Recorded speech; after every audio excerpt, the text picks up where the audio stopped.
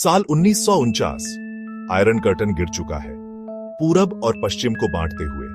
Soviet संघ में एक भयानक प्रयोग शुरू होने वाला है। साइबेरिया के एक गुलाग की गहराई में 5 कैदी मानवीय सीमाओं की एक भयानक खोज में परीक्षण के विषय बन जाते हैं। लक्ष्य उन्हें जगाए रखना 30 दिनों तक। पुरुषों को उनकी भागीदारी के बदले में आजादी का वादा किया जाता है। उन्हें एक सीलबंद कक्ष में बंद कर दिया जाता है। उनकी हर सांस और हरकत पर नजर रखी जाती है। एक गैस, एक प्रायोगिक उत्तेजक उन्हें जगाए रखता है। पहले तो कैदी बातें करते हैं, हंसते हैं, उम्मीद से चिपके रहते हैं। लेकिन उम्मीद एक नाजुक चीज है। जैसे जैसे दिन रात में बदलते हैं, अंधेरा छाना शुरू हो जाता है। तनाव से हवा घुटने लगती है। कोहरे की तरह व्यामोह रेंगता है। एक बार दुर्भाग्य में साथी आदमी एक दूसरे पर टूट पड़ते हैं। उनकी फुसफुसाहट चीख में बदल जाती है। कक्ष के बाहर की दुनिया फीकी पड़ जाती है। ऐसा लगता है कि समय ही विकृत और विकृत हो गया है। ये रशियन स्लीप एक्सपेरिमेंट है। यहीं से दुस्वार शुरू होता है। राज्य के दुश्मन माने जाने वाले 5 कैदी एक मोटली क्रू थे। यूरी था, जो निडर किसान था। व्लादिमीर, पूर्व प्रोफेसर। दिमित्री, कठोर अपराधी। अलेक्सी, युवा कवि। और इवान, विशाल, भालू जैसा आदमी। हर एक अपने अपने दानवों, अपने अपने रहस्यों को ढोता था। अब वे एक सामान्य भाग्य साझा करते थे, एक क्रूर और असामान्य प्रयोग में गिनी पिग बनना। कक्ष विरल था।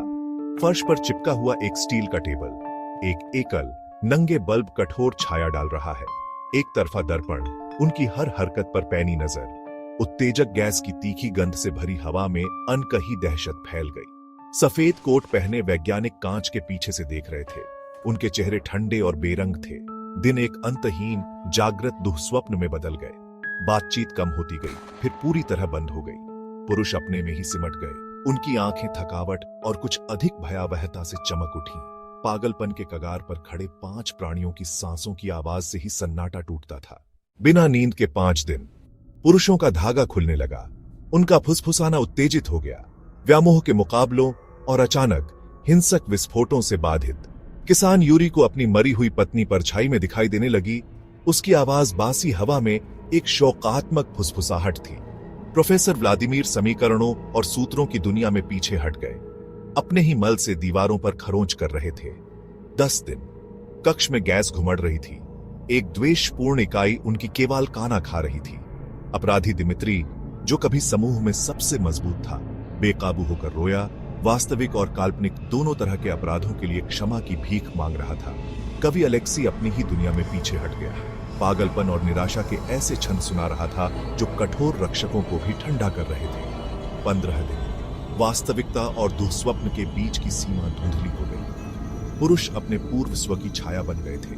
उनके शरीर क्षीण हो गए थे। उनके दिमाग बिखर गए थे। वे प्रेत बन गए। उनकी आंखें खोखली हो गईं। उनकी हरकतें झटकेदार और अनिश्चित हो गईं। कक्ष उनके कराह और रोने से गूंज उठा।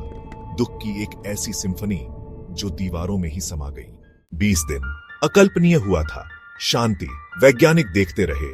उनके चेहरे मोह और भय के मिश्रण से पीले पड़ गए, क्योंकि विशाल इवान ने स्टील की मेज को अपने नंगे हाथों से फर्श से चीर डाला। उसने माइक्रोफोन में आंसू बहाए। उसकी आवाज एक कर्कश गर्जना थी।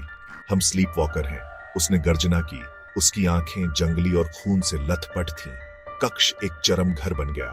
पुरुषों ने अपनी मानवता को छीन लिया, जंगली जानवरों में बदल दिया। उनके शरीर मुड़े हुए और टूटे हुए थे। वे एक दूसरे पर वहशी क्रोध से फटे। उनकी चीखें सीलबंद कक्ष से गूंज उठीं। एक तरफा दर्पण के खिलाफ खून स्प्लैटर्ड, मानव अपमान की गहराई के लिए एक भीषण वसीयतनामा।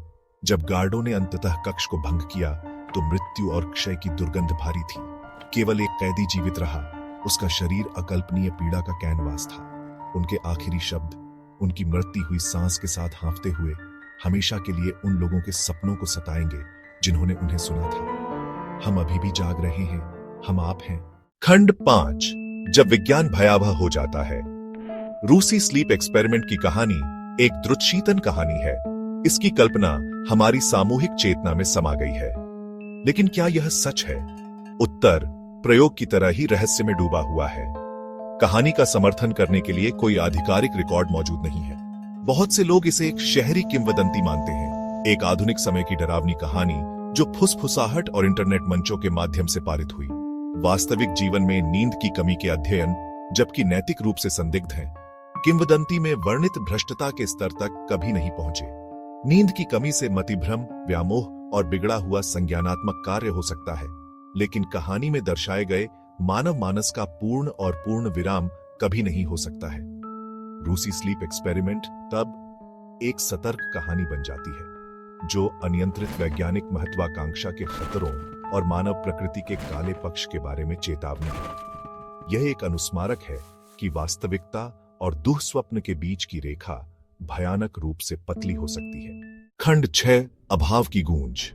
जबकि रूसी स्लीप एक्सपेरिमेंट कल्पना के दायरे में मजबूती से बना हुआ है, वास्तविक दुनिया में नींद की कमी के अध्ययनों ने परेशान करने वाले परिणाम दिए हैं।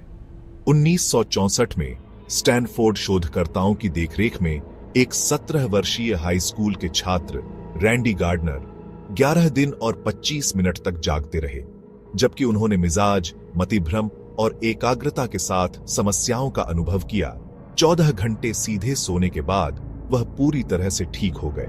ये अध्ययन, जबकि नैतिक रूप से विवादास्पद है, हमारे शारीरिक और मानसिक स्वास्थ्य में नींद की महत्वपूर्ण भूमिका पर प्रकाश डालते हैं। नींद की कमी निर्णय, प्रतिक्रिया समय और संज्ञानात्मक कार्य को खराब कर सकती है। यह हमारी प्रतिरक्षा प्रणाली को कमजोर कर सकता है और हृदय रोग, स्ट्रोक और मधुमेह जैसी पुरानी बीमारियों के जोखिम को बढ़ा सकता है।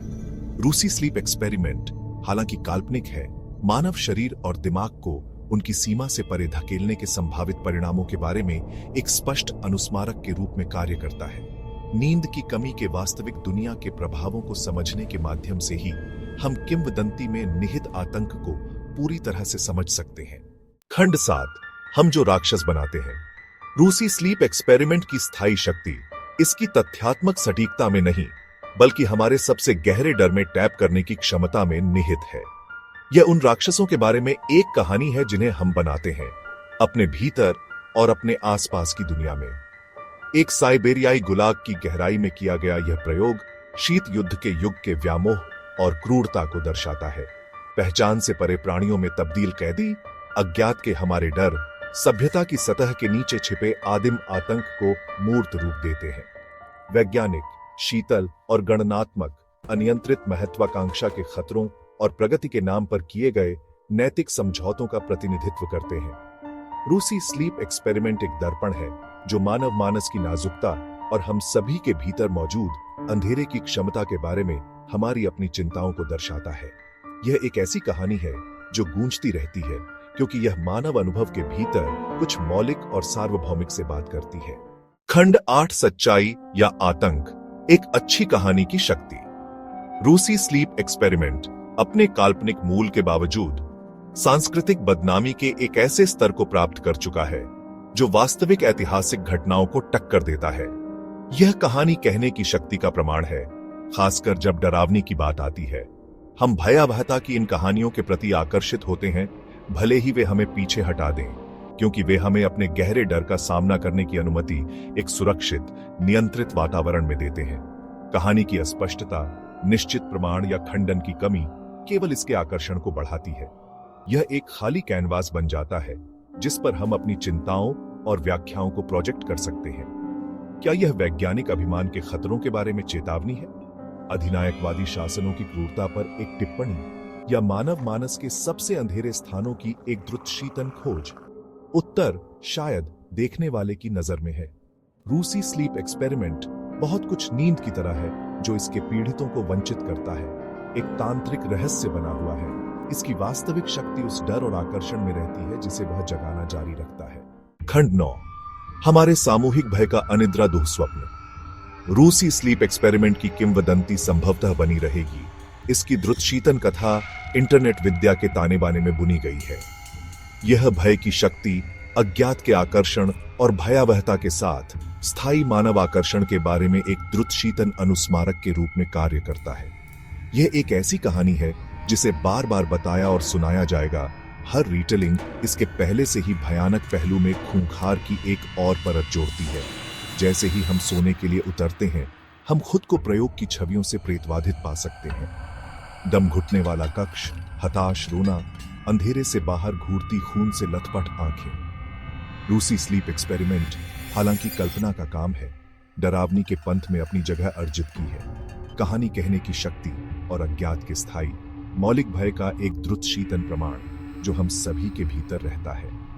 अगली बार जब आप खुद को सोने के लिए संघर्ष करते हुए पाएं, तो रूसी स्लीप एक्सपेरिमेंट की कहानी याद रखें। लेकिन सावधान रहें, आप फिर कभी अच्छी रात के आराम को उसी तरह नहीं देख सकते हैं।